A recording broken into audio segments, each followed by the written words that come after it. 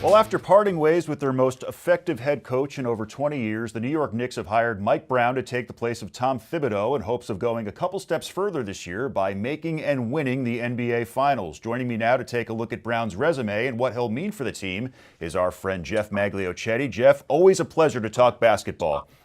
Mike, always a pleasure to be on. You guys do great work. How are you today? I'm doing great. So, Mike Brown has a really good resume. He's been coaching at the NBA level for nearly 30 years. Since his 20s, he was on the coaching staff of the Golden State Warriors during their dynastic run in the mid to late 2010s. NBA Coach of the Year as recently as 2023 with the Sacramento Kings.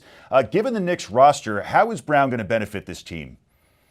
Unanimous, no less, in that latter Coach of the Year honor, one of several to win the prize twice, alongside Tom Thibodeau and several others, ending the Sacramento Kings' lengthy playoff drought back in 2023. Mike Brown is an interesting case. Conventional wisdom suggests that the pressure is going to be immediately on Mike because if the first conference finals appearance wasn't enough for Tom Thibodeau to survive the axe, what's going to be the realistic expectations for Mike Brown, a guy who has had talented rosters, stacked rosters, but has not closed the deal as a head coach quite yet. 4 rings as an assistant coach, working with the final days of the Robinson Duncan era, the first days of the San Antonio Spurs dynasty down in Texas, and also, like you mentioned, with the Golden State Warriors. What's interesting about that Warriors run, in 2017, he was at the helm for most of that playoff run and posted a 12-0 record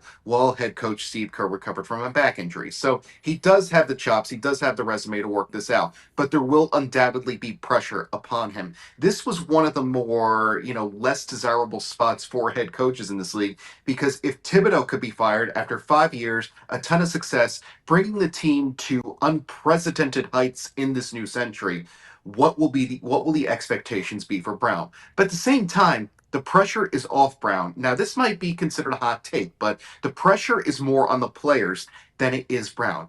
As it stands, Mike Brown is a guy, great basketball mind, has been in this game for a long time. One of the last hires of the Washington Bullets turned Wizards back in 1996-97. So he's been at this game for a long time. The one knock on him is that he cannot win as a head coach with stacked rosters. That's the one knock on him. If he fails in New York, that reputation will only continue. The pressure now is on the players. New York, as it stands, appears to be rolling out the same starting lineup, the same primary lineup at least, same primary rotation, I should say, as they did last season. That, of course, is going to be headlined by Jalen Brunson and Karl Anthony Towns, with assistance from OG Anunoby, Josh Hart, and Mitchell Robinson, among others out there.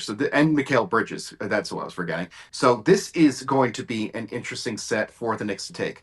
If the one major change in New York management, at the hierarchy of New York management, be it the coach, with the head coach being this point, if there's no major player movement, then the pressure is entirely on the Knicks at this point. This is going to be Jalen Brunson's legacy defining moment, and there is a prime opportunity for the Knicks to do so. The Eastern Conference is in a bit of a power vacuum at this point without having played a game just yet.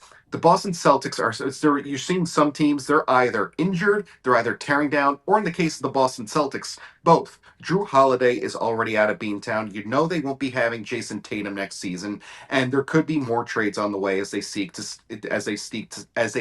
stay financially stable. Their moves thus far have also bid farewell to Kristaps Porzingis, a former Knick who was a key part of their 2023 championship run. 2024 championship run, excuse me. So I think there's going to, and you look at Indiana as well, the team that has vanquished the Knicks in each of the last two tournaments. They're not going to have Tyrese Halliburton for the year next year. It's unfortunate, but this is a prime opportunity for the Knicks. Look at Milwaukee too. The Giannis Antetokounmpo situation is in limbo right now. The Bucks brought in the similarly skilled Miles Turner from the Pacers to work with Giannis a little bit, but at the same time, there are rumors coming out of Milwaukee that Antetokounmpo was not pleased with the waiving of Damian Lillard, who was also injured, but might be on pace to return very, very late next season. So this will be an interesting spot for the Knicks. We're seeing teams in the East kind of leap at the opportunity to take advantage of this power vacuum at this point. Orlando, what say what you will about that Desmond Bain trade, very pricey for them. Traded a lot of draft capital to obtain his services.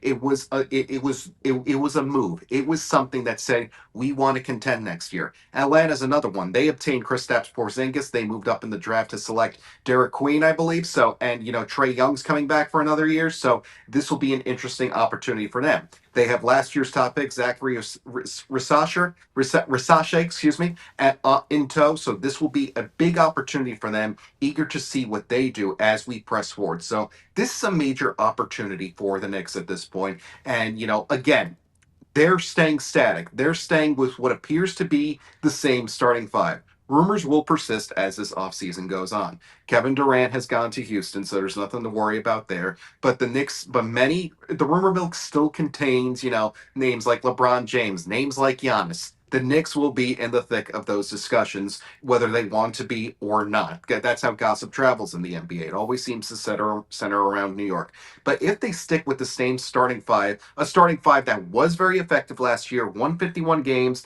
made it to the conference finals, the pressure will be more on the players than it will be for Brown. This is their time to write their legacy. Mike Brown has nothing to lose at this point.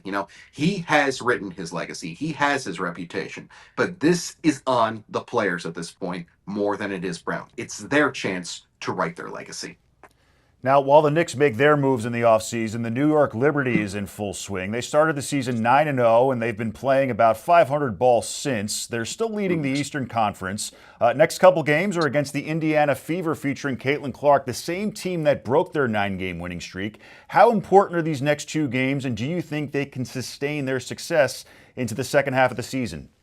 What's interesting about these next two games is that they're going to be sandwiched they're going to sandwich the WNBA All-Star break, which goes down this weekend. That should be very interesting, should be very fun.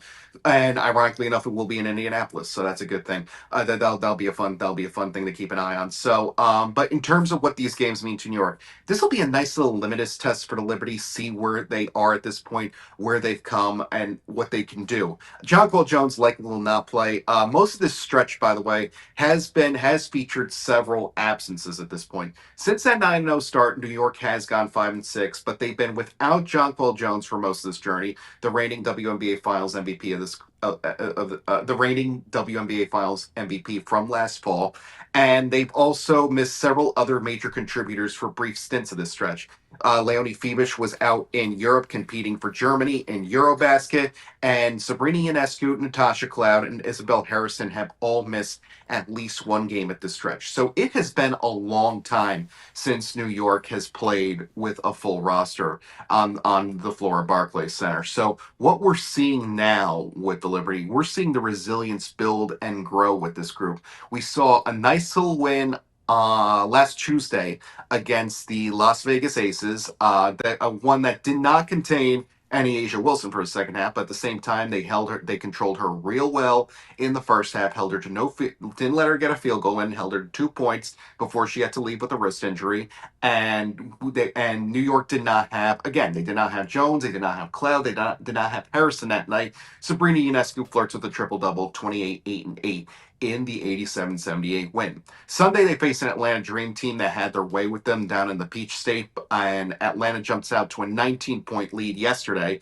But New York, sans Jones, and Atlanta, sans Ryan Howard, comes back and puts up a 79-72 win, one that really has come to define their resiliency, their grit, their determination.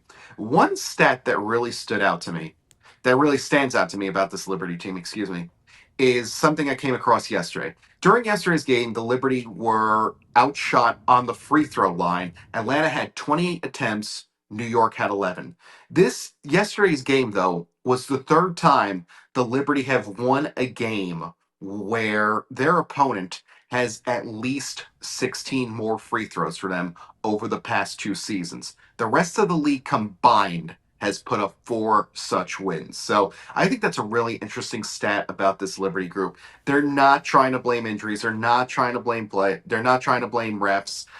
They do believe that they'll be more whole, they'll be more full once John Paul Jones comes back. But that goes without saying. And one thing that stood out to me yesterday also was the play of Leonie Phoebus. She comes out, puts up a career high, I believe it was 21 points on 20 points, 8 of 9 shooting out there.